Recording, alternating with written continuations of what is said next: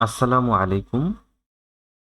Welcome to mechanical design BD. আজকের ভিডিওতে আমরা শিখব সলিডওয়ার্ক এডুকেশন লেসন 28।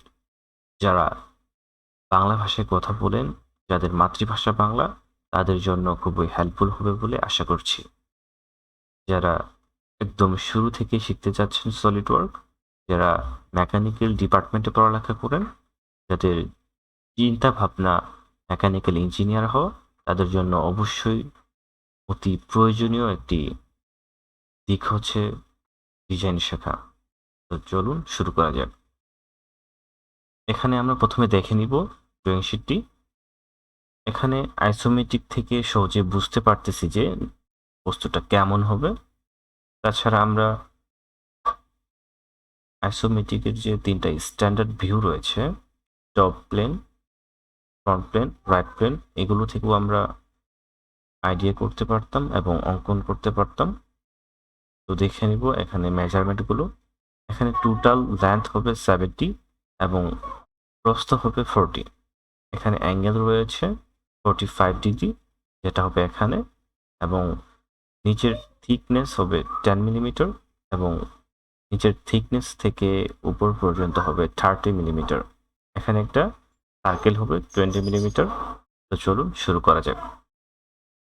প্রথমে আমরা টপ প্লেন নিব, দেন একটা সেন্টার রেক্ট্যাঙ্গল ড্র করব।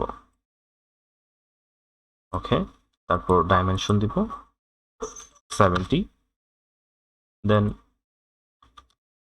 40। ওকে, ফিচার্স এক্সট্রুডেড বস, এখানে হবে 10 মিলিমিটার। ওকে, তারপর ফেসেস সিলেক্ট করে স্কেচ মোডে যাব। দেন আমরা এখানে ড্র করব, তারপর লাইন নিব।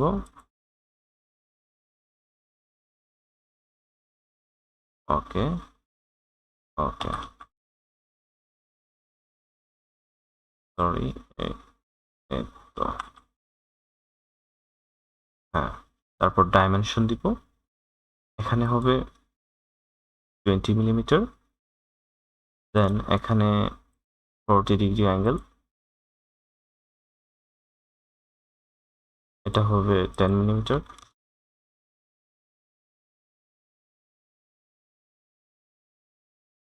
এবং এটা হবে 50। ওকে, আমরা ফিচার্সে যাব, এক্সট্রুডেড বস, এটা বিল্ড হবে 30 মিলিমিটার। ওকে, তারপর আমরা এই ফেসেস সিলেক্ট করে স্কেচ মোডে যাব। দেন একটা লাইন নিব, এখান থেকে এখানে ক্লিক করে দিব। ওকে, ফিচার্স এক্সট্রুডেড বস, ইয়েস, ডিরেকশন চেঞ্জ হবে, দেন এটার চেঞ্জ হবে 10। ওকে, এখানে আমাদের একটা হোল তৈরি করতে হবে 180 ডিগ্রি। তো আমরা প্লেনটা সিলেক্ট করে নিব, দেন সার্কেল নিব একটা,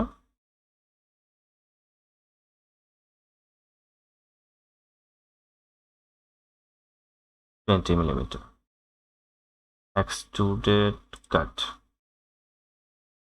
এটা হবে থ্রো অল। থ্রো অল বলতে বোঝাচ্ছে যা আছে সব কেটে যাবে। ওকে, আমাদের প্রত্যাশিত